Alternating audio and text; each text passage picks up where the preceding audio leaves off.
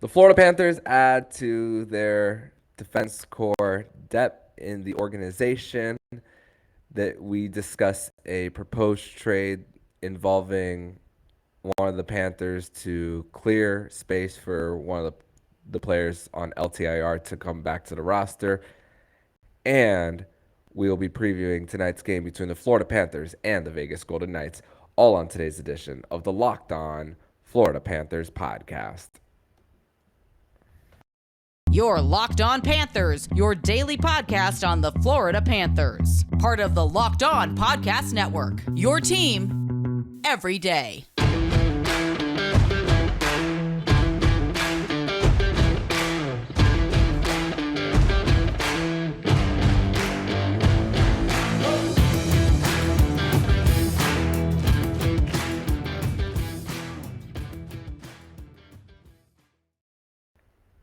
And welcome into this Thursday, January 12th edition of the Locked On Florida Panthers podcast, part of the Locked On Podcast Network, where it's your team every day. Thank you for making the Locked On Florida Panthers podcast your first listen of the day. I'm Armando Velez, and you can follow me on Twitter at MondoMan12. Follow the show account on Twitter at LO_FLA Panthers. Don't forget to all the other shows on the Locked On NHL Network, including Locked On NHL, Locked On Fantasy Hockey with Flip Livingstone and Steele Roden, and Locked On NHL Prospects with Heidi Halakash. And today's episode is brought to you by BetOnline. BetOnline has you covered this season with more props, odds, and lines than ever before. BetOnline is where the game starts.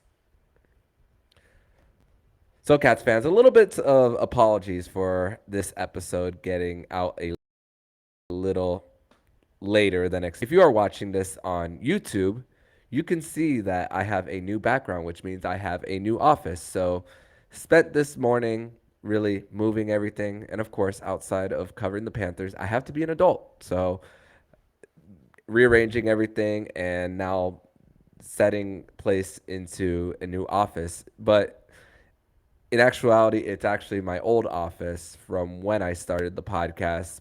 This was the office that I had right before the YouTube era of Locked On Panthers, and I was in my other office prior to this show being on YouTube. So now I'm back in the old place that I started this very podcast. So now you guys get to see this new background for myself. It's still a work in progress. Not everything is complete. So we will be putting things together as far as background in the coming days or weeks. So it's a work in progress. But let's talk about some of the roster moves that the Florida Panthers made just yesterday for their roster. And you know, Matt Kiersted hasn't played in a little bit for the Panthers, and it was necessary for him to get some playing time. And in order for the Panthers to get him some playing time, even though it's an opportunity for Kiersted to maybe get in place of a Josh Mahura for one game or even a Mark Stahl for one. I think that Kiersted should have at least gotten a little bit of ice time for the Panthers, but he's going to be sent back down to Charlotte. He already has been sent back down to get more of that playing time, and because you're not going to learn being a scratch every night. But the Panthers did claim Casey Fitzgerald off of waivers from the Buffalo Sabres. And if that name sounds familiar, Casey Fitzgerald, it's the son of Panthers legend Tom Fitzgerald.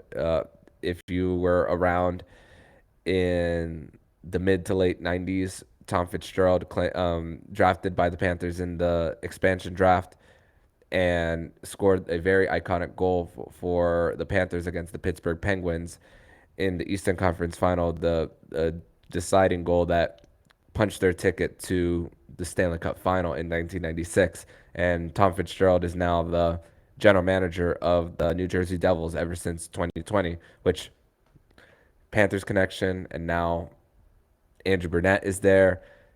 And, of course, Fitzgerald being with the Hughes brothers, who the Hughes brothers were born in Orlando, Florida, before moving to Michigan. So A lot of Panthers slash Florida connections between the Florida Panthers and the New Jersey Devils. It's kind of strange how that works sometimes.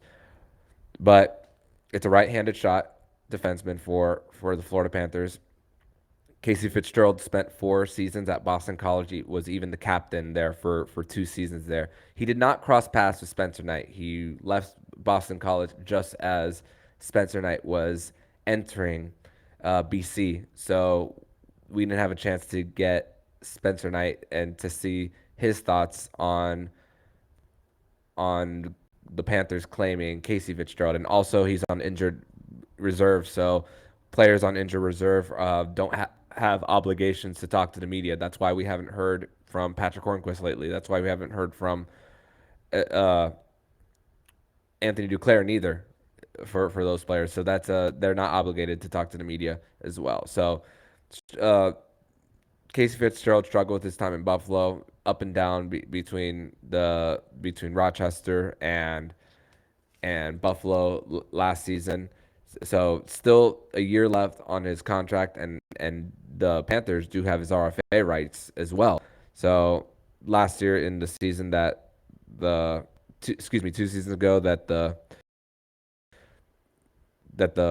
Sabres were the worst team in the NHL, 22 games, 11 points in those 22 games. So half a point a game for a defenseman, which is not bad. A plus minus of -10 is not afraid to get in your face and put the gloves down neither.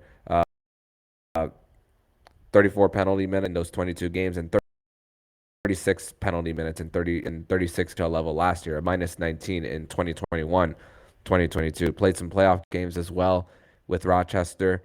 7 points in those 10 playoff games, a -6 in that though. And 23 games this year, 3 points in those healthy scratch 6 games in a row right before being placed on waivers. And one of the scouting reports on Casey Fitzgerald is is something that I saw from uh, Dauber prospects and talking about his game is like he's known as a defensive defenseman with an active stick, but at times is prone to turnovers and sometimes can be slow moving the puck. But for the Panthers, once again, Matt Kiersted is in need of the ice time for the Cats, and another puts another body on the Panthers roster, and the amount of contracts you're allowed to have between active roster and AHL is 50. Right now, the Panthers occupy 46 of those. Of course, with the NHL roster, there's only so much that you can put there with the cap situation that the Panthers are in. But of course, some of those younger players, you can bury them in Charlotte for a little bit before they're ready to take their leap. And of course, when Hornquist and Duclair are ready to come back to the Panthers, you're going to see a lot more of that. You're likely going to see Casey Fitzgerald maybe even placed on waivers again for the Panthers. So it might be a little short lived for the Panthers. But this was a situation where they said Kiersted doesn't need waivers to be sent down, and you could still have a seventh defenseman on your team. So right now the Panthers have the 23 players on their active roster still for their roster. So he was 16 third round pick, number 86 overall, and once again he has RFA rights. So don't know how much he plays. I really can't put a finger on how much he'll play, but it's a good family affair as well. He's cousins with Matthew Tkachuk and Keith Tkachuk. Tom Fitzgerald and Keith Tkachuk are cousins, so that would make Matthew Tkachuk and Casey Fitzgerald second cousins or third cousins. I'm not really sure 100% of how that works. Of whenever it's a cousin and then their sons and daughters. What does that make them? So it's but the point is it's a they're in the family tree. And Kachuk actually spoke about it yesterday about his family member being part of the organization. He said, quote, "Hearing the news is very exciting for myself and the family. He plays so intense, hates to lose, very physical, and guys love him in the room. We're excited to have him," close quote. So a little family affair for the Panthers here with acquiring Casey Fitzgerald from the Buffalo Sabres on waivers.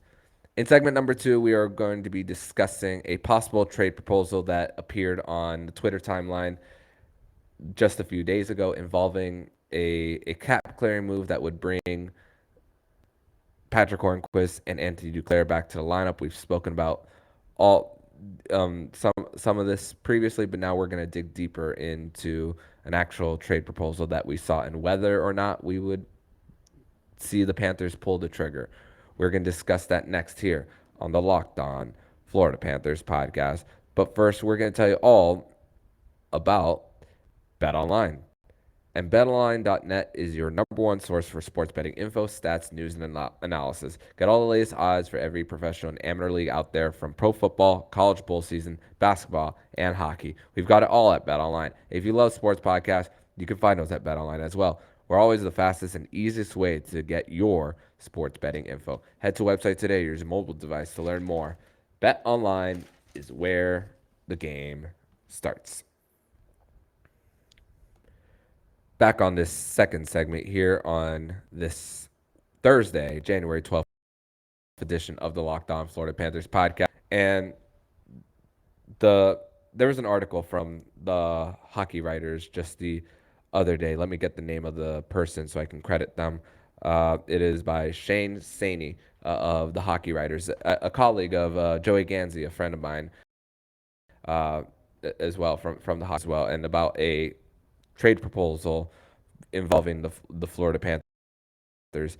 And we've heard Frank report that it's either going to be one of the Sams being shipped out in order to bring back Patrick Hornquist and Anthony Duclair. And it's a bummer. Both, especially Sam Bennett, has been performing so well lately. Yeah, Sam Reinhart has been up and down here and there. But just recently he had 5 straight games with at least a goal and 8 points, I believe, in that span. So we see these two guys, the capability of them being hot at the right time. So can Bill Zito have a change of heart about his supposed promise to Patrick Hornquist that he wouldn't trade him? He still has a modified no trade.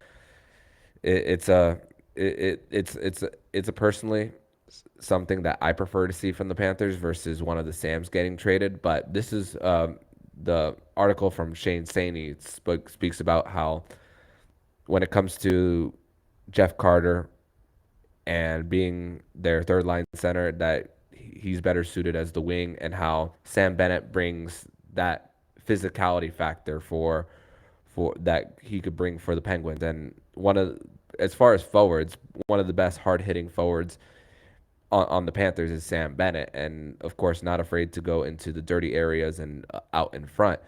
And Shane talks about how Sam Bennett faced forward to Pittsburgh, and the Penguins have quite a few defensemen on their roster, while the Florida Panthers organizationally, there's still question marks on blue line from their current roster to even players who are soon to be on the roster. I mean, there's encouraging signs of Mike Benning winning a national championship at the University of Denver, and a great puck moving defenseman, great skater. Casper Puccio in the summer edition of the World Juniors was just outstanding for Team Finland. And then Ludvig Jönsson just a few weeks ago, playing in the World Juniors as well. There's encouraging signs, but there's only so much that can translate. So that's why they're still called prospects. We don't know what they're going to be. So one of the trade proposals for that Shane mentioned in his article was trading Sam Bennett to the Pittsburgh Penguins for Ty Smith, and here's another thing, a first-round pick. And there's only some. And listen, the Pittsburgh Penguins are eventually gonna enter a rebuild, and they're just delaying it right now with Crosby, Malkin, and Letang still in the mix for them. and they're trying to still win while they still have them. And Ty Smith, being 22 years old, an offensive-minded defenseman, some even though two-way is and stay at home is really what the Panthers should be looking for because you have one in a Gus Forsling, you have one in a Brandon Montour, and at times Aaron Ekblad, even though he has personally regressed this season, especially on the defensive end for the Panthers. And Ty Smith, a little bit up and down, doesn't always play. Only 5 games this season, but has had a good amount of ice time for the Penguins. 19 minutes average time on ice, and even strength. So numbers can be skewed in a certain way for players in 5 games. Even strength goals against per 60, less than a goal per game that while he's on the ice, and then goals for per 60, 4.5. So very encouraging that Ty Smith, young guy, he'll still be an RFA after this season as well, and 22 years old for him.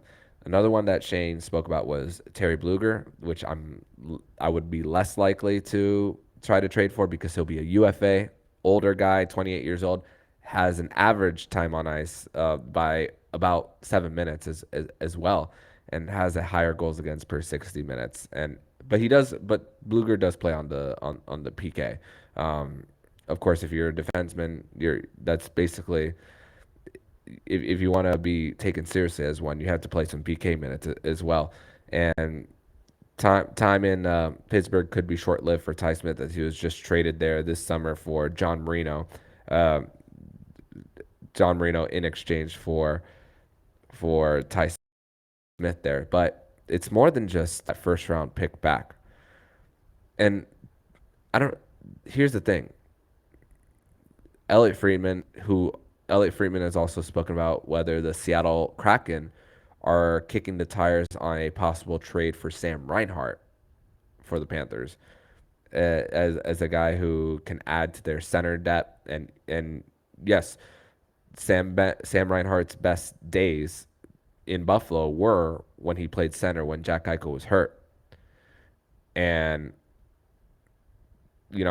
has less term than Sam Bennett, and Sam Bennett's cap hit is a little lower with one more year of term. So, what are the Panthers gonna do here? If you're gonna propose Ty Smith in a first round pick for Sam Bennett, I think you make it. I think you make that trade for the Panthers because you're recouping some of the assets that you already got back. What you traded for Sam Bennett, all those picks are gone from Calgary that they so the second round pick that was traded to Calgary was traded to Seattle, and then the second round pick, Tice Milanich, was traded to Montreal as part of the Tyler Toffoli trade. Excuse me, not Tice Milanich. Emil Hyman. Sorry, Emil Hyman was traded to Montreal for Tyler Toffoli in that trade. So you already won the trade if you're Florida for Sam Bennett. You got your value there, and especially based on last game, Sam Bennett's trade value really skyrocketed. And you know what? That's not the trade. That's not a trade that I would want the Panthers to make. Instead, I would, of course, if you're talking about this season as far as space, it would be for Patrick Hornquist.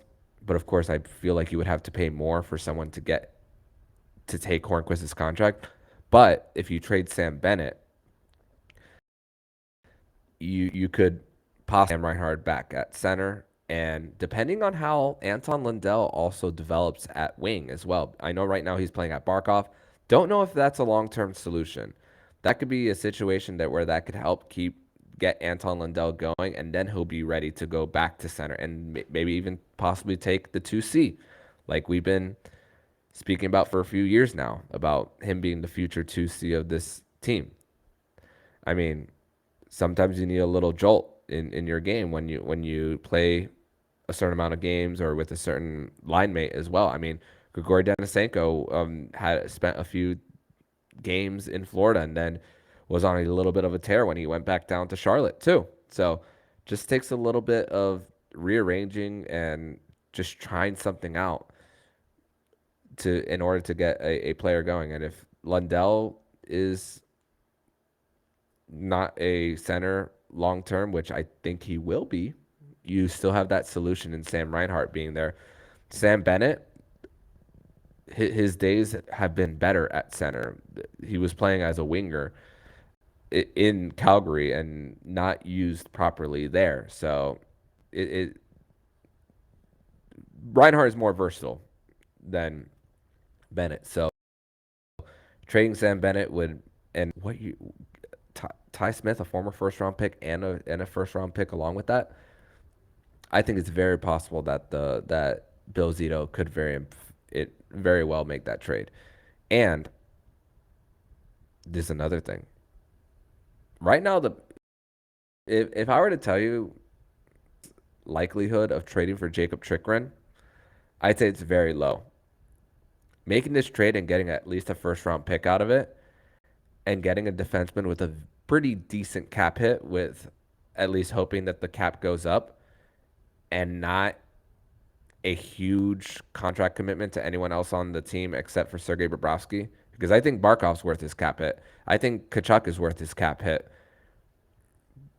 As far as bad contracts, Bob is really the only bad contract on the team. Aaron Ekblad at 7.5, I don't consider that as a bad contract. I see it as a meh one. If Ekblad was making more than 9, then yeah. But that's really the only bad contract on the team past this year. And most of the buyout money will be gone. So this could be the move to set up another move too. And I think this would be a very exciting one for the Panthers. And it's not that we don't want Sam Bennett to be around anymore. It's just unfortunate that the cap situation, that even if the Panthers were to try to be buyers, it'd be really hard for them to buy this year, especially since your next first round pick is 2026. So makes it a little tough. So you might have to sell a little bit. Ray Ferraro put it best. It's a gap year in their broadcast against the Colorado Avalanche the other day. It's a gap year. So what are the Panthers going to do to set themselves up past this year? And even though they sell a little bit and still go on a little run to make the postseason, you see that a little bit of a foundation can be set past this one as well. In segment number 3, we are going to preview tonight's game between the Florida Panthers and the Vegas Golden Knights tonight at T-Mobile Arena. But first, we're going to tell you all about Built Bar.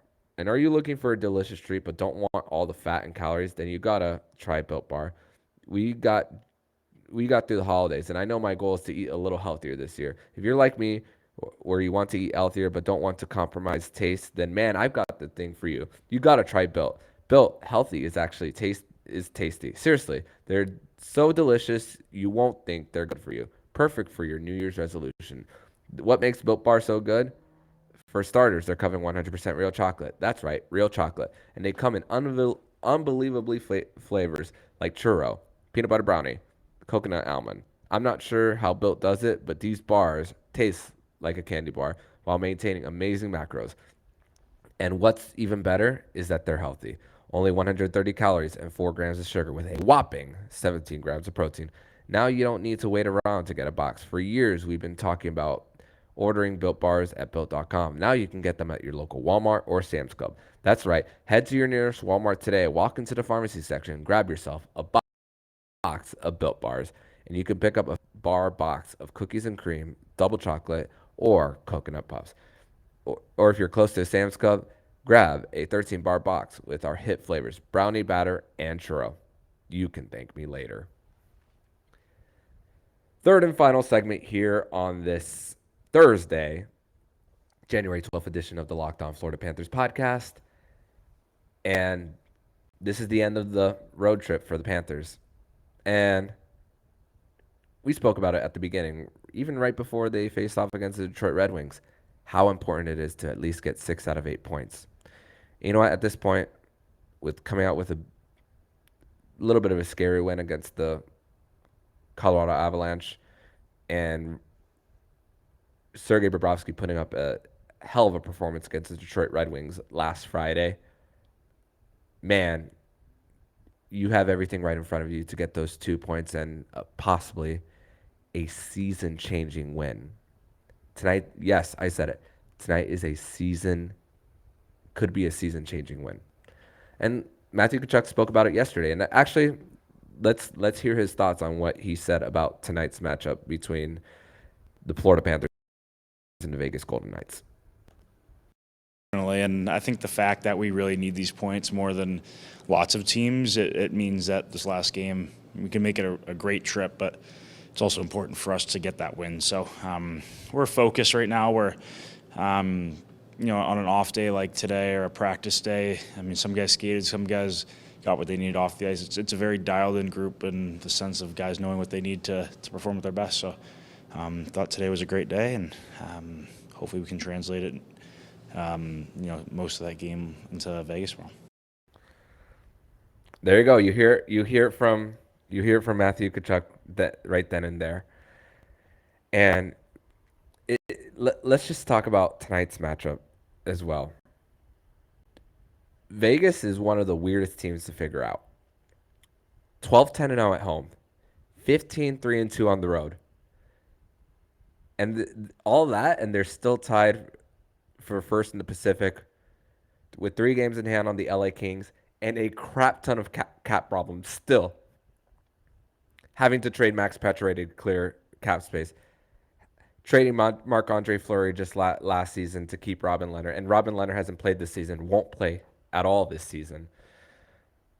And the 5th best record in the NHL. And not only Robin Lehner on LTIR, but Nolan Patrick, Brett Howden as well.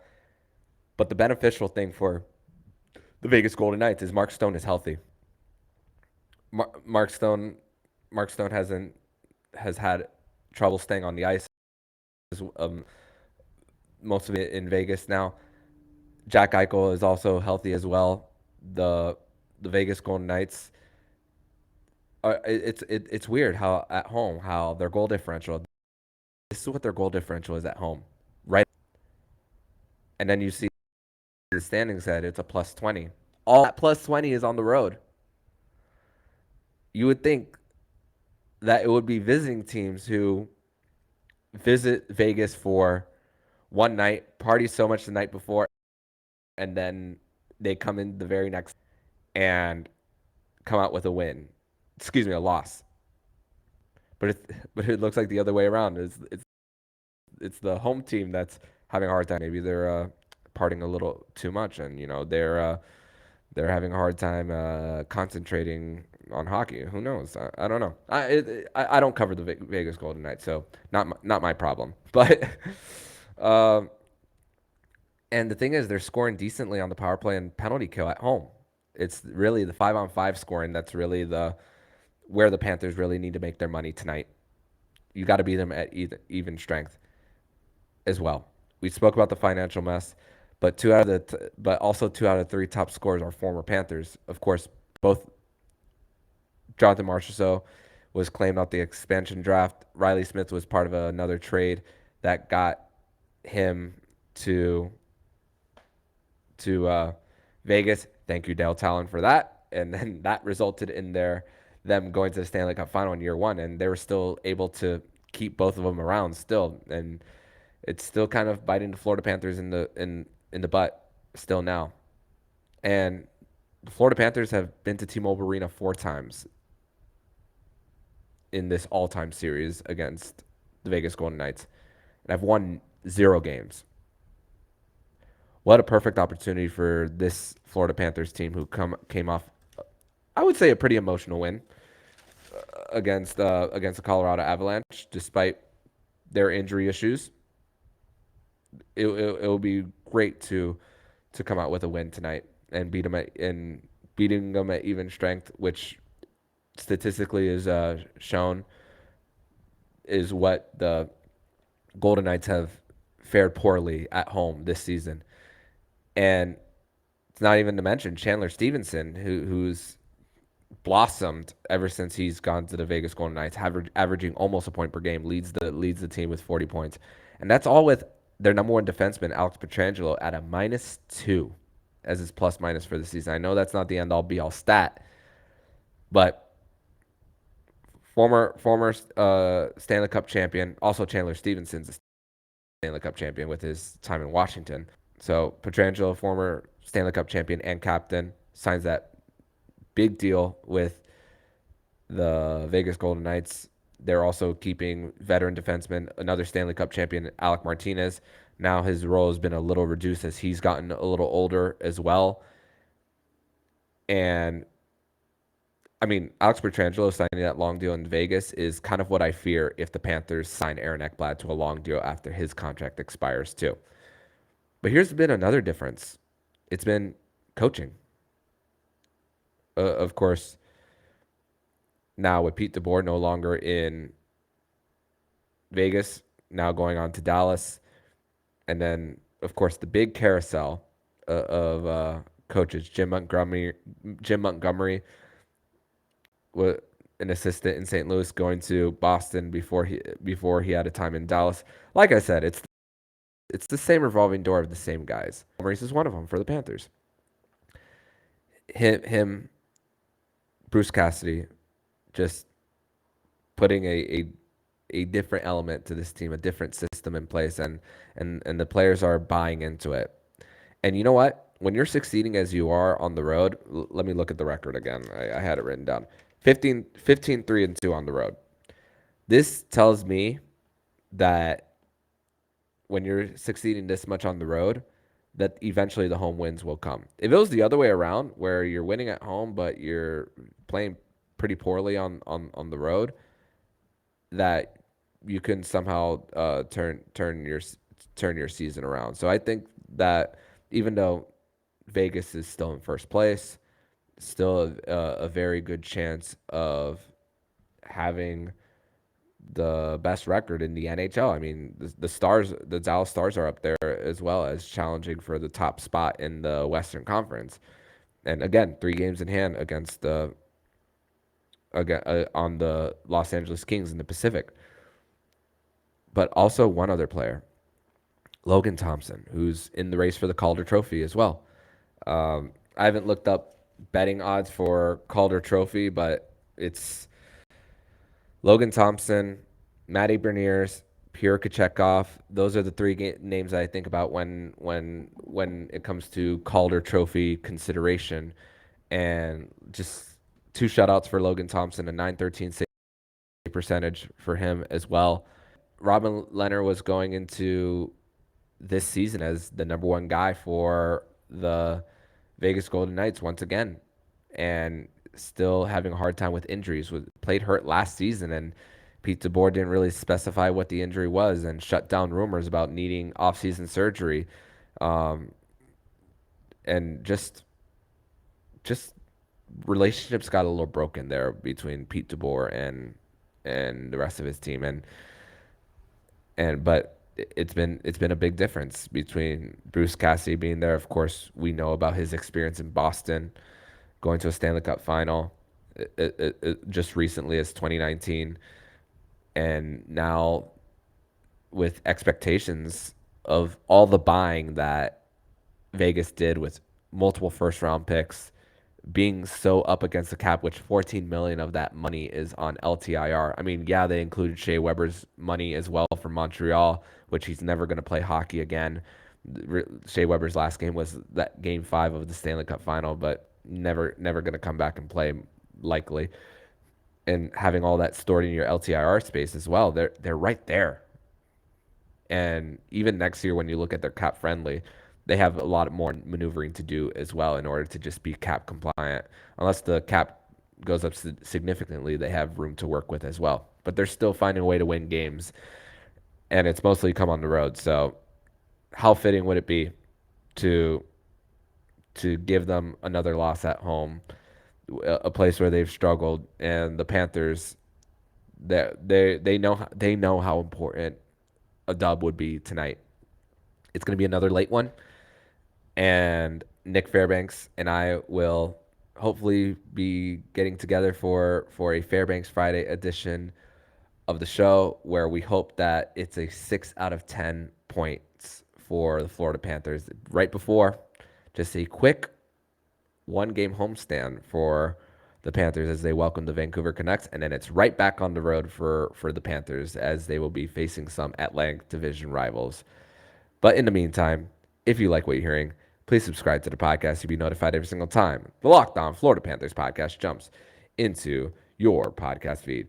Don't forget to also subscribe to the other shows on the Locked On NHL network, including Locked On NHL, Locked On Fantasy Hockey with Flip Livingstone and Steele Roden, and Locked On NHL Prospects with Heidi Halakash. Thank you for making the Locked On Florida Panthers podcast your first listen of the day. And for your second listen of the day, make sure you listen to today's episode of Locked On Sports Today. Locked On Sports Today will give you a 20-minute podcast with exclusive interviews from the local experts on the entirety of the sports scene. Locked On Sports Today is available on the Odyssey app, YouTube, or wherever you get your podcast. So I'm Armando Velez, signing off. And you've been listening to Locked On Florida Panthers podcast, part of the Locked On Podcast Network, where it's your team every day.